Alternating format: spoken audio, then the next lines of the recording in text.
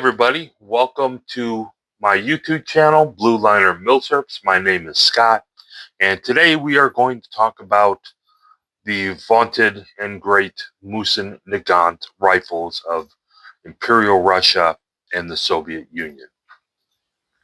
So before we begin, if you would, I hope that you would like the video. Please subscribe to the channel and leave a comment if you'd like, but please, as always, be nice and respectful. So on the bench today, we're talking about the Mosin-Nagant. How did it get that name? What is it? Where did it come from? That's what we're going to talk about today. So we have two beautiful Mosin-Nagants here, a World War I and a World War II version. The Mosin-Nagant, and I'm going to tell you how it got that nomenclature here shortly. It was originally adopted in 1891, and its original nomenclature was called the Imperial Russian three-line rifle, model 1891. So before this rifle was adopted, the Imperial Russian forces used what was known as the Berdan II rifle. The Berdan II, and you may think, it wasn't Berdan a Civil War Union general? Yes, he was, but he was also a rifle designer and designed the Berdan I and the Berdan II that were adopted by the Imperial Russians back in the 1860s after he had been a Union Civil War general. And the Russians were using the Berdan II, which was a black powder cartridge rifle, and it was a single shot. Russia went to war with the Ottoman Empire roughly about that time. And as they were fighting in the Russo-Turkish War, the Russians took a whole lot of casualties. And the reason why had to do with the Turks were using an American rifle, the Winchester 1866 lever action. Yep, the John Wayne rifle of the American West was being used by the Turks, and it was a repeating rifle with a lever action. And the Russians took a lot of casualties because of that, especially at a place called Pleven. And the battle was called the Siege of Pleven, where the Turks would shoot single shot rifles until the Russians got close, and then they switched over to those lever action repeaters from the American West, those Winchester 1866, and gave the Russians a whole lot of hell. And so the Russians said, you know what? We need a repeating rifle too. But they weren't going to go for lever action. Nobody in Europe wanted lever action. They wanted bolt action. So the Russians opened up for trials roughly about the time that the French came out with smokeless powder. With the 1886 French Lebel rifle, which threw the trials into just a complete tizzy, and they ended up trialing rifles that had been submitted with smokeless powder cartridges. What they eventually settled on was the 30 caliber or 7.62 by 54 rimmed cartridge, and that's what this is right here. So there were a whole lot of rifles submitted for these trials. Two of the main characters in our story here was Captain Sergei Mosin of the Russian Artillery Corps, and he submitted a Mosin rifle for trial. I will put a picture of Captain Mosin right here. Also submitting a rifle for that trial was a Belgian man by the name of Leon Nagant. And I will put his picture right there. Both of them submitted rifles to the trials, and ultimately the trial board decided on the Mosin rifle, but they liked some of the things that Leon Nagant had put in his rifle as well, and they adopted them in the Mosin rifle, which didn't make Mr. Nagant very happy. You see, at that time, Mr. Nagant, being from Belgium, was able to get patents, an international patent and patents in various countries across Europe for his Nagant rifle and the features that were on it, whereas Captain Sergei Mosin, being an employee of the Russian army and military, could not do so. So when the Russian trials adopted the what they called the three-line rifle, model 1891, which was mainly the Mosin rifle, but with some Nagant features on him. Mr. Nagant was none too happy. And what eventually happened, there were some legal issues when the Russians went to France and said, hey, we can't make enough of these. Can you do that? Can you make those as well? The French said, well, can't really do that because there are some patents we'd be infringing upon. And so the Russians ended up having to settle a lawsuit with Mr. Nagant, and I believe they paid him 200,000 rubles, and he released the patents, and they were able to make this rifle not only in Russia, but also in France, and to uh, arm the Russian forces. So that's how we ended up getting the Mosin-Nagant rifle. In Russia, they called it the three-line rifle because it was 30 caliber. Caliber is a measure of an inch. So when we say something is 30 caliber, that means it's 0.30 of an inch. In Imperial Russian measurements, 1/10 of an inch is called one line. So if you have .30 caliber, if you have a 30 caliber, which is 0.30 of an inch, that would be 3/10 of an inch, and that's they call it the three-line rifle. Eventually, they would just call it the Mosin rifle, but in the West, because of Mr. Nagant's contributions to the rifle, we call it the Mosin-Nagant. So it includes the names of both Sergei Mosin and Leon Nagant as part of the nomenclature of this rifle, because they both had a lot to do with contributing with the design of this rifle. So let's take a look at this rifle just a little bit closer. It is a 5-shot bolt action. It is a cock on opening. So once I pull the bolt handle up, the cocking piece moves back and it is in its cocked position. It has an internal magazine that is fed via a stripper clip like this that would go down in there, and then they would push the rounds, which I'm not going to do. I'm not going to load the rifle here.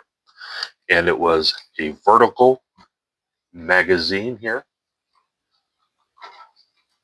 5 rounds vertically stacked inside an internal magazine fed by the stripper clip. The rifle itself is 9.5 pounds. It is 51.5 inches long. The barrel is 31.5 inches in and of itself. The sights, we have a rear ladder sight here.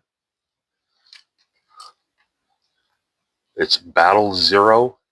If you move all the way forward, that's its battle 0.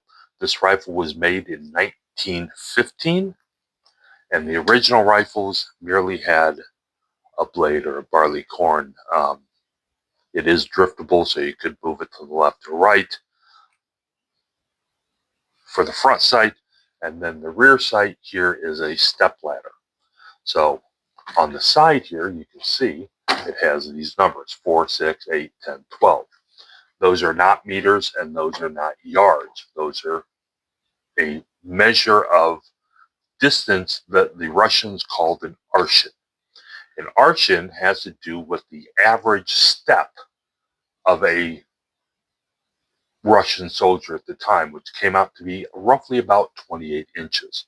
So they didn't use meters, they didn't use yards, they used arshin. So when we see 4, 6, 8, 10, 12, that has to do with 400, 600, 800, 1,000, and 1,200 arshins, or 28-inch paces.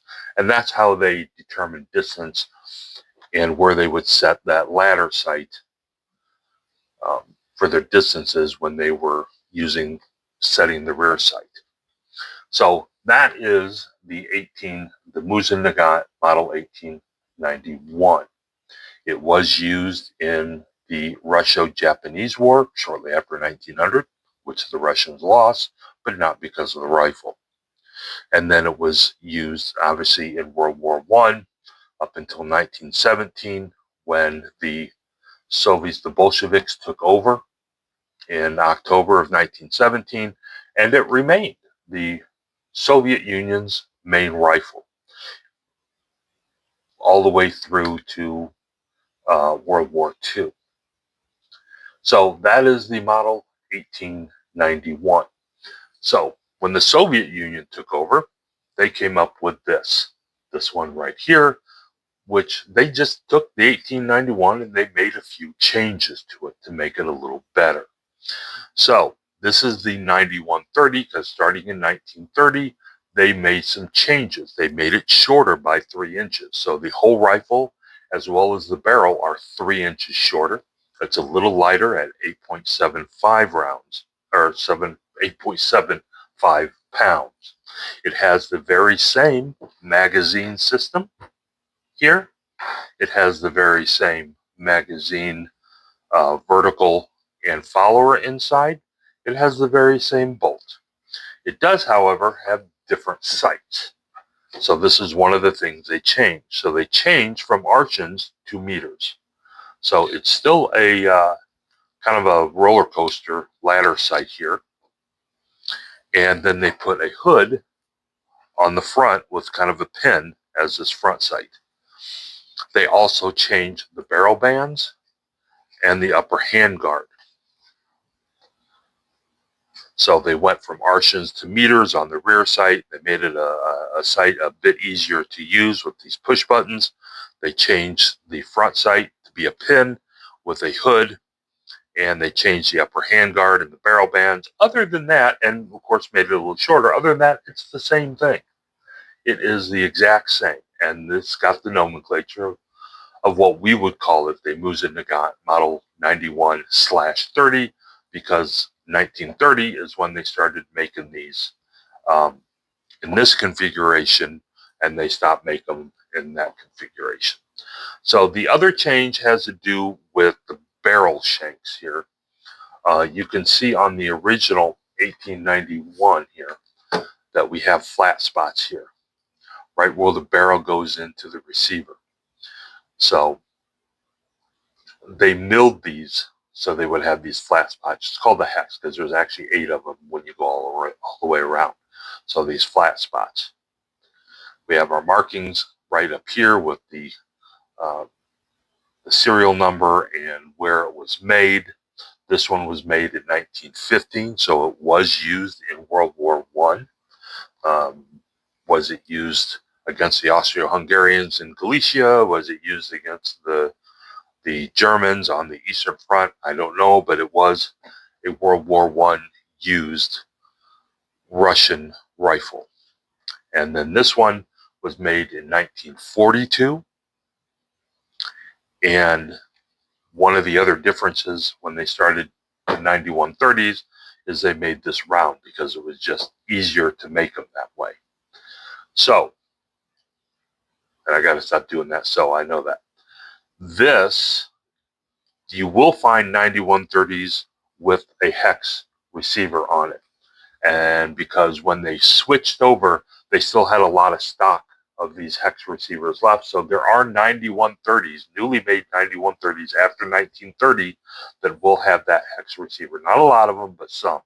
And once they use up the stock, they went to just making them round like you see on this 9130. So this one kind of holds a special place in my heart because this was my first milsurp rifle. I bought this almost 20 years ago, and I'm not going to tell you because I don't know how much I paid for it, but it was very little. And I bought it at Cabela's, so roughly in the middle 2000s, when they found a whole bunch of these over in warehouses in Ukraine and Russia before all the current bad stuff going on with them. And they imported them here to the U.S. and they were really, really cheap. And you could just walk into a Cabela's or a local gun store and there were hundreds of these and you can go pick one out. So this one, I've had it for almost 20 years now from when I bought it from Cabela's, and it shoots wonderfully. It is a just special place in my heart for this one right here. So Model 1891, Model 1891-30. But what about carbines, you ask? Thanks for asking. So let me talk about carbines real quick. When they made the 1891s, they did make 2 different types of carbines or shorter rifles to explain what that means. The Russians had not only an infantry rifle and infantry troops, they had two other types of troops. One were called the Cossacks. I'm sure you've heard of them. The Cossacks were Russian cavalry on horseback. And they did make a shorter carbine version without a bayonet for the Cossacks, because Cossacks used swords, so they did not need a bayonet. This one does have a bayonet, and this one does have a bayonet. And they're cruciform bayonets. And I meant to bring them over here. Let me grab them real quick. Sorry for that. So, they're simply cruciform bayonets that go on over the front sight. So this is the model 1891. You can see where the sight goes in, and then it just has this collar that twists on to hold it on. And it's a simple cruciform bayonet. And then when they got to the 9130, they changed that collar to actually a little push button here and made it, but it's the same cruciform bayonet. The neat thing about this bayonet is when you take this apart, they actually took the end of it and kind of made a screwdriver out of it.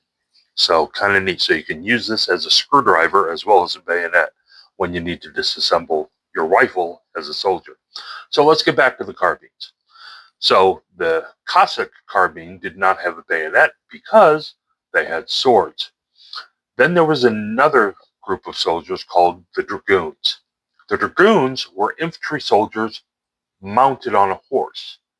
They did not fight from the horse. Their job was to get to the battlefield, dismount from the horse, get their rifle, which was just a shorter version of this 1891, attach their bayonet, and fight off the horse.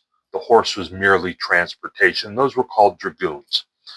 Dragoons did not have swords, so they were given bayonets for the rifles.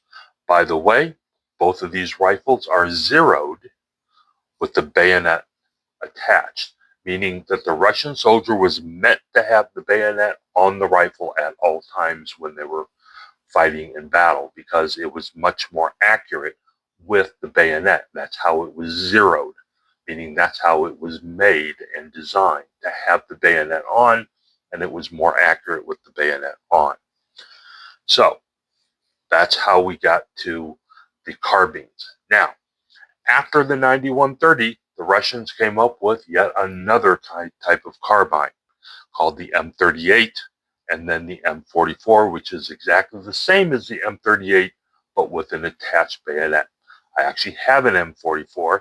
I'm going to take a quick break from this part of the video. I'm going to stop the video, and I'm going to put these away, and I'm going to bring that M44 over, which I had out shooting earlier today, and I'm going to show you the M44 carbine that was made in 1944 and was meant for the Soviet forces as they were fighting in urban warfare on the Eastern Front. That's what it was designed for. So let me stop the video, and I'm going to move these out, and I'm going to bring that M44 over, and I'm going to show you some neat things on the M44, and then I'm going to show you how we disassemble and reassemble a Mosin-Nagant bolt. Be right back. Okay, everybody, welcome back to the video. This is the last part of the video where we're talking about the M44 carbine. And it is the Mosin-Nagant model 1944, because that's when this was created. This actual rifle was also built in 1944. So in 1938, they came up with the Model 38, which was this without the bayonet. So here is the attached bayonet. So you can see.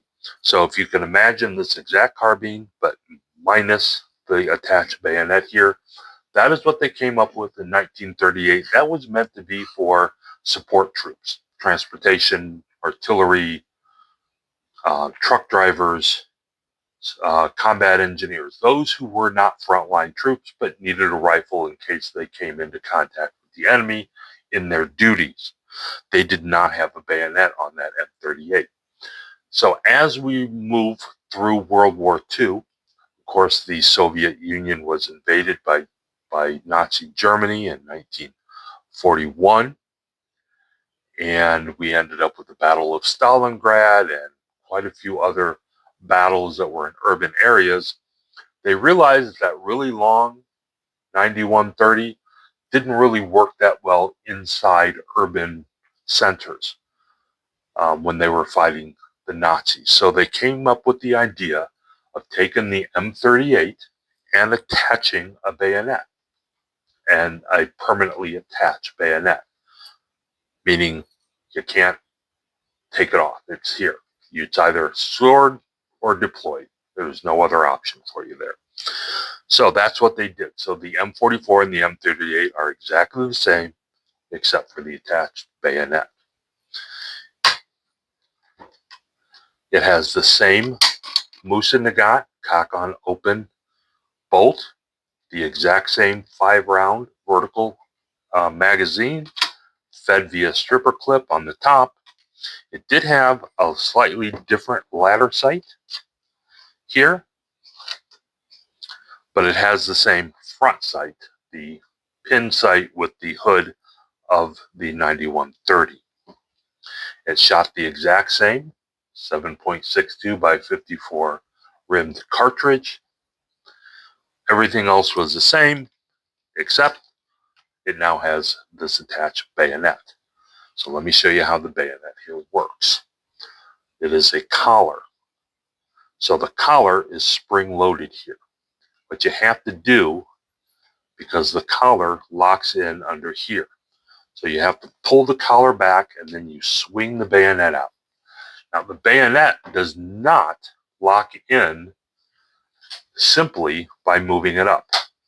All it does is hit it. You still have to move the collar up, move it over the top of the barrel, and then it locks into position. There would be later versions of these where they would put the same little extension here on this side so that when you swung it over, it would go over the top of the barrel and snap in automatically. But this one was made in 1944, and it only has that little extension to lock it in when it's in the stored position. So in order to deploy it, once you get it to the collar up here to where the barrel is, you still have to lift it over the top of the barrel. And if you're going to store it, you have to pull the collar up to release it from the barrel, and then it goes into the stored position. So that is the M44 carbine. The only other real difference is this little portion right here, where they took a little cutout of the stock for the bayonet to kind of sit a little further in here. On the M38, that little cutout isn't there. Other than that, they are identical, and this was meant for urban warfare for the frontline troops, as well as the support troops. So let's go over the Mosin-Nagant bolt. These bolts are very simple. Once again, these were made for generally uneducated conscripts, and so they had to make these very simple, which is one of the reasons why the Mosin rifle was chosen over the Nagant rifle, although they took some of the Nagant things, because the Mosin rifle was very simple, and they figured we get the Nagant rifle, it was very complicated, and we'd have to do a lot more training and teaching these conscripts as we take them off the farms and teach them how to be soldiers. We'd have to teach them a lot more. But the Mosin rifle was very simple. So to take the bolt out of the rifle, all we have to do is pull the trigger to the rear, and the bolt comes out very easily. So let's go over how this bolt is and how it works. It is a very simple design. It does have a few pieces, but not very many. So if we're going to take this bolt apart, the first thing we have to do, we know it's a cock-on opening. So as soon as we pull that bolt handle up, it is now in the cocked position. So the first thing we have to do is uncock it. When we uncock it, we have to make sure, this is kind of a little fork here. There's a little tab back here that fork, it needs to stay, that fork has to stay around that tab. So what we're going to do is we're just going to pull it back and put it, now it's in the uncocked position. We took that cocking piece that was even or on the same line as this bolt handle, and we just moved it over here, keeping that tab the same. Now we can simply pull the front of the bolt off. And we have the fork here, but we also have the bolt head. The bolt head just twists and come off, and I'm going to show you how that works in a moment. Now that we have the fork and we have the bolt head off. And it's very simple. All we have to do, you see that here on the back of the cocking piece we have a screw, which that screw is the end of the firing pin here. So we have to unscrew the firing pin from the cocking piece. There are 3 different ways to do that. You can use, that's the reason for the fork, and this is the way I like to do it. There on each side of the firing pin here, you can see there are flat sides. So you have 2 different ways. You can use the fork, and that's what that was meant for. You take the fork, and then you can just start unscrewing it. They also came, each of these Mosin-Nagant rifles would come with a cleaning kit, and in that cleaning kit was this tool. This tool was great for multiple things. One of them is unscrewing the firing pin. And then there are other little notches here that I'll show you what they're used for, to make sure that you got when you put it back together, that you put it back together correctly. And then it also has a flathead screw on the end. So we have 2 different ways that we can do this. We could take the big notch here, put it into the firing pin, and just start undoing it that way. I prefer to use the fork because there's a lot more to grab onto, or you can just take a block of wood, push it down, and unscrew it from the top. So we've already done a little unscrewing, so you can see that that screw is recessed. So let's go ahead and do the rest of it. So you're going to unscrew it. Now you need to watch, because that firing pin is under spring tension, so that when it snaps, when we've unscrewed it enough where it's no longer attached to this cocking piece, it's going to snap out. So you got to be careful of that as you do it, because once you get it undone, it's gonna, that firing pin spring is gonna, just like that. And there we go. Now we are disassembled. We have the firing pin spring, we have the firing pin, the flat parts so that we can screw it. There's a screw on the end, and the cocking piece, and the bolt body, and the bolt head, and our little fork tool there. So that is how you take the bolt apart. Putting it back together is also very simple. It's just reverse. We're going to take our firing pin spring, which is omnidirectional, put it onto the firing pin. We're going to put it back into the bolt body, and then we need to take a block of wood or something that's won't blunt or break off the end of the firing pin, because we got to push down on it, because we have to get the cocking piece to start screwing back on here. Now, before we do that, you can see on the cocking piece that there are little slits on either side, and that has a lot to do with getting your firing pin in the right position for when after we've screwed it back on. So I'll show you how that works. So you just want to put our firing pin into our block of wood. We're going to push down on the bolt body, and we just need to get our cocking piece started. Okay, so once we get it started, so it's not all the way through, but it's started, then we want to take our cocking piece and put it in the uncocked position. So you have where all the lines match up here, and so it's in the uncocked position. Now we're going to go back to the front, use our forks, and now, righty-tighty, we're going to start screwing it back in. So you want to screw it in till this becomes flush again. Now, remember those two notches or slits on either side? Those have to match up with the flathead screw. So if we've gotten too far, we need to back it up so that our flathead screw that's at the end of our firing pin matches those two, so they go straight across. And that's how we know that we've got it correct. Now we can take our fork here. It goes in over the firing pin. The fork has to go into this little tab and make sure it stays in there.